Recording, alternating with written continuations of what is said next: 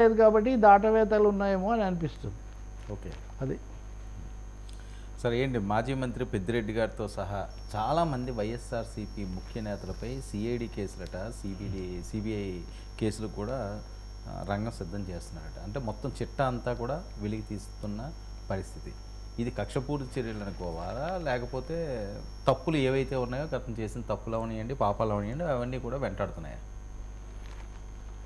ఏవి ఎక్కడెక్కడ పొరపాట్లు ఉన్నాయో వాటి మీద కేసు పెట్టే అధికారం ఉంటుంది. ఇవన్నీ అంతిమంగా న్యాయస్థానాలకు వెళ్ళాలి కాబట్టి న్యాయస్థానం తీసుకునే వైఖరి ప్రకారం వెళ్ళాలి అంతే. అందుకని ఎవరైనా చట్ట విరుద్ధంగా దాడి చేస్తుంటే ఇప్పుడు దాడి చేయడం తప్పనంటే అప్పుడు ఇంకా తప్పు కదా. కాబట్టి ఆ ప్రమాదం ఉందేమో అనే వీళ్ళు ముందస్తు బెయిల్ తెచ్చుకుంటున్నారు.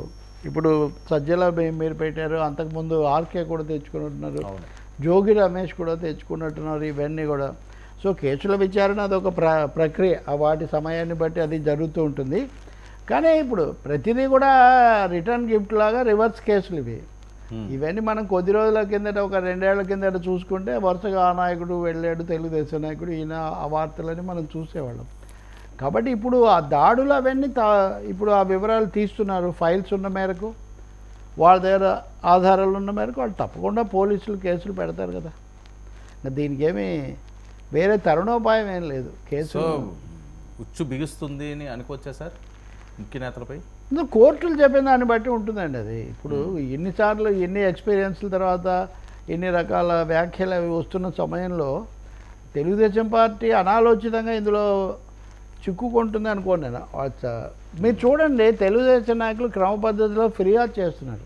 ఇప్పుడు టీటీడీ మీద ఒక ఇద్దరు వెళ్ళి ఫిర్యాదు చేస్తారు, జోగి రమేష్ మీద ఒకరు చేస్తారు, టీడీపీ ఆఫీస్ మీద జరిగిందని ఒకరు దాడి చేస్తారు, 14 మందిని అరెస్ట్ చేశారు. అందుకని పోలీసులకు కేసులు పెట్టారు. వీళ్ళు ముందు ఫిర్యాదు చేయటం, ఫిర్యాదు ఆధారంగా ఏదైనా సరే. ఇప్పుడు వాళ్ళు అసైన్ భూముల మీద కేసు ఎందుకు పెట్టారంటే ఆర్కేకి ఎవరో ఫిర్యాదు చేస్తే ఆయన కేసు పెట్టి ఆయన పోలీసులకు చెప్పాడని.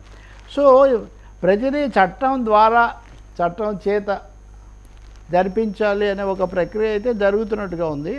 కానీ కీలకమైన నాయకులందు కొడాలి నాని కూడా ఐ థింక్ ఆయన కూడా ఇదే తెచ్చుకున్నట్టుగా ఉన్నారు.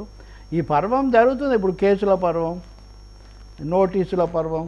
కొన్నిసార్లు ఏమో కోర్టులు వాళ్ళకు 41A కింద మీరు నోటీస్ ఇచ్చి వివరాలు తెలుసుకోండి, ఒకేసారి అరెస్ట్ ఎందుకు అని కూడా చెప్తున్నాయి. ఎవరెవరి కేసులో ఇంటెన్సిటీ ఎంత ఉందన్న దాన్ని బట్టి ఇది ఆధారపడి ఉంటుంది. ఇప్పుడు ఇది వీళ్ళ వరకే ఉంది, రేపు పోలీసుల మీద కూడా ఇది మారచ్చు. అవును. ఇప్పుడు ఒక రఘురామకృష్ణరాజు కేసు ఉందనుకోండి, ఆయన వ్యక్తిగతంగా ఒక అధికారి మీద పలానా ఆయన కనుక ఫిర్యాదు చేస్తే పోలీసులు పరిగణనలోకి తీసుకుంటే అప్పుడు అది కూడా వెళ్ళొచ్చు. ఇట్లా పోలీసు అధికారులు లేకపోతే కొన్ని సందర్భాల్లో సివిల్ అధికారుల మీద కూడా ఆ వ్యక్తులు కనుక ఫిర్యాదు చేస్తే అప్పుడు దాన్ని బట్టి పోలీసులు వ్యవహరించే అవకాశం ఉంది. అంటే ఏదైనా